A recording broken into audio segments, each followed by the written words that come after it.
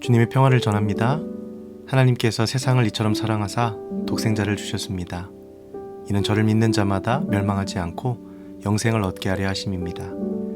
우리를 향한 하나님의 사랑이 오늘 저와 여러분의 삶 속에 가득하기를 간절히 소망합니다. 오늘 말씀은 시편 4편 말씀 제가 읽어드리겠습니다. 내 의의 하나님이여, 내가 부를 때 응답하소서. 곤란 중에 나를 너그럽게 하셨사오니 내게 은혜를 베푸사 나의 기도를 들으소서. 인생들아, 어느 때까지 나의 영광을 바꾸어 욕되게 하며 헛된 일을 좋아하고 거짓을 구하려 하는가? 셀라. 여호와께서 자기를 위하여 경건한 자를 택하신 줄 너희가 알지어다. 내가 그를 부를 때 여호와께서 들으시리로다. 너희는 떨며 범죄하지 말지어다. 자리에 누워 심중에 말하고 잠잠할지어다. 셀라. 의의 제사를 드리고 여호와를 의지할지어다. 여러 사람의 말이 우리에게 선을 보일 자 누구냐 하오니 여호와여, 주의 얼굴을 들어 우리에게 비추소서. 주께서 내 마음에 두신 기쁨은 그들의 곡식과 새 포도주가 풍성할 때보다 더하니이다. 내가 평안히 눕고 자기도 하리니 나를 안전히 살게 하시는 이는 오직 여호와시니이다. 아멘. 하나님을 알고 하나님을 만나고 하나님을 사랑하면서 우리가 받은 가장 큰 축복은 바로 기도할 수 있다는 것입니다.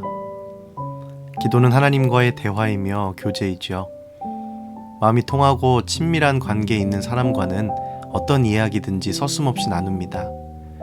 오늘 아주 기쁜 일이 있었다면 이야기를 할 때 그 기쁜 이야기를 빼놓지 않게 되고, 또 오늘 어렵고 힘든 일이 있을 때는 그 힘든 일을 이야기하면서 마음을 털어놓습니다.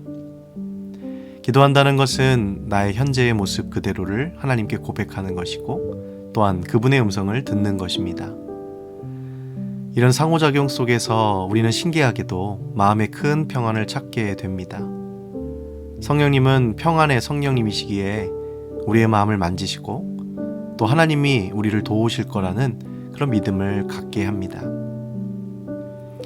시편 4편은 다윗이 고난 중에 기쁨을 노래하는 시로 여겨집니다. 대부분의 학자들은 이 시의 배경을 다윗이 압살롬의 반역을 피할 때 지은 시라고 이야기합니다. 당시 다윗은 모든 면에서 불리한 입장에 놓여 있었습니다.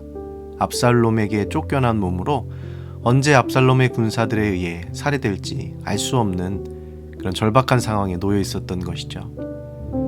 근데 만일 다윗이 교활한 인격의 소유자이고 기회주의자였다면 그런 압살롬의 신하들을 자기 편으로 끌어들이기 위해 온갖 감언이설 혹은 아첨으로 회유했을 것입니다. 그런데 오늘 그가 가장 먼저 한 일은 무엇이었을까요? 그것은 바로 기도였습니다. 내 의의 하나님이여, 내가 부를 때 응답하소서. 곤란 중에 나를 너그럽게 하셨사오니 내게 은혜를 베푸사 나의 기도를 들으소서. 세상에서 우리 앞에 난관이 닥칠 때 머리가 참 좋은 우리는 가장 좋은 방법이 무엇일까 찾기 시작합니다. 많은 방법들을 찾아보고 또 실제로 시행을 해보다가 많은 실패를 경험하기도 하죠. 그런데 꼭 어리석게도 모든 것이 다 실패하고 나서야 그때야 하나님을 찾습니다. 사방이 온통 벽으로 막혀야만 하나님을 찾는 그 어리석음이 우리 모두에게 있습니다. 그렇다면 영적 지혜는 무엇일까요? 바로 가장 먼저 하나님께 기도하는 것이 되겠죠. 나의 곤란을 고백하는 것, 또 나를 불쌍히 긍휼히 여겨달라고 기도하는 것입니다. 그러면 사랑이 많으신 하나님께서 은혜를 베푸사 우리의 기도를 들으실 것입니다. 여러분, 오늘 하나님 앞에 어떤 기도를 드리고 싶으신가요? 사랑이 많으신 그분께서 오늘 친히 저와 여러분 가운데 오셔서 우리의 기도에 응답하실 줄로 분명히 믿습니다. 오늘 다윗은 인생의 헛된 것을 따르지 않는 지혜에 대해서 우리에게 가르쳐 줍니다. 그는 헛된 것을 따르지 않는 지혜를 가졌는데 어떻게 그럴 수 있을까 궁금해집니다. 세상이 부귀영화를 다 누렸을 텐데 어떻게 그렇게 했을까? 그의 비결은 자신이 누구인지를 늘 기억하는 것이었습니다. 왕으로서의 다윗, 남편과 아버지로서의 다윗, 많은 재물과 영화가 넘치는 다윗, 누구라도 자기의 말을 듣게 할 수 있는 권위자로서의 다윗. 여러 가지의 모습이 그에게 있었지만 그는 가장 중요한 한 가지를 잊지 않았습니다. 그것은 바로 하나님 앞에 서 있는 한 영혼으로서의 다윗이었습니다.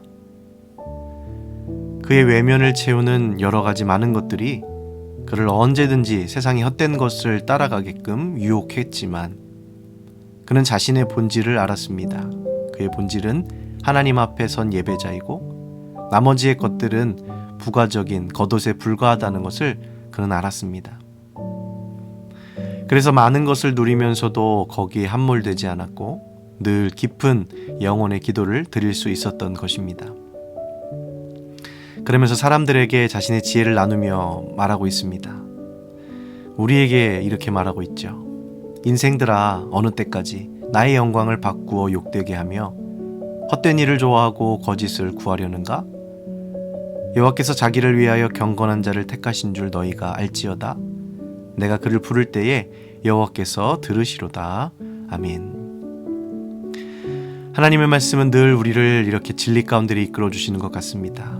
헛된 일을 좋아하는 나, 거짓을 구하는 나, 떨며 범죄하는 나, 그런 우리의 모습을 깨닫게 하시고 다시 한번 우리 모두를 하나님의 자리로 부르십니다. 사랑하는 아들아, 사랑하는 딸아, 너는 의의 제사를 드리며 여호와를 의지하여라. 늘 내 앞에 선 영혼의 단독자임을 기억하여라.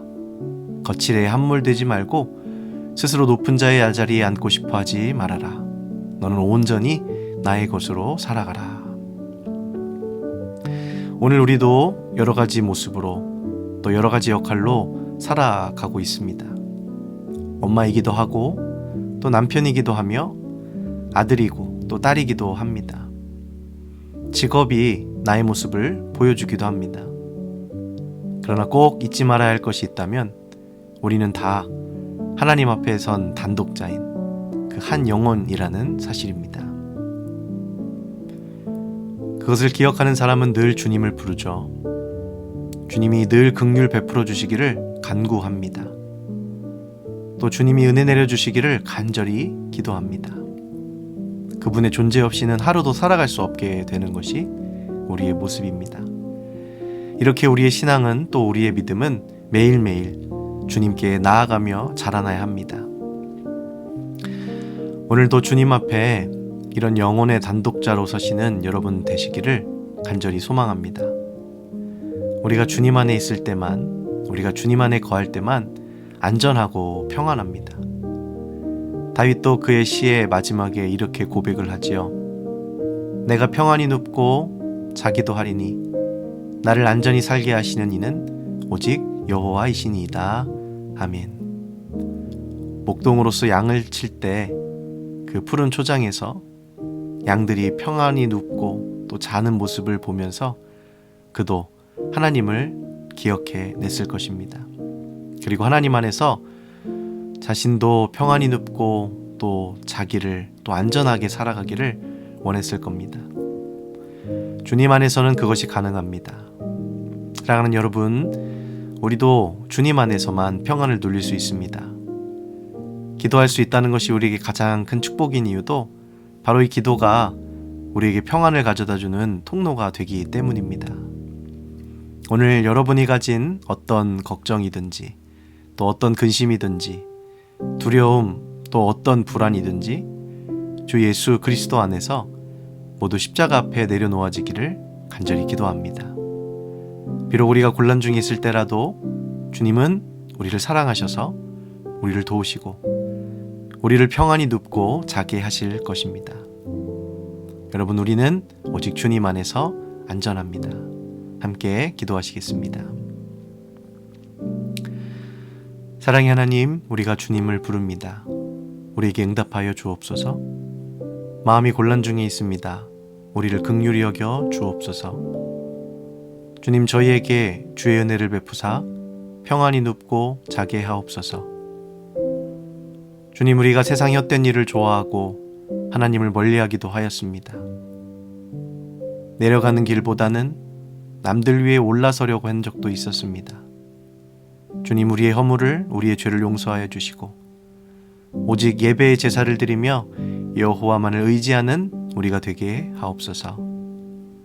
오늘 우리가 드리는 기도를 들으시고 주님 응답하여 주시고 또 가장 좋은 길로 인도하시는 그 주님을 의지하여 이 하루를 살아가게 하옵소서. 함께 하심에 감사를 드리며 사랑이 많으신 우리 주 예수 그리스도 이름으로 기도하옵나이다. 아멘.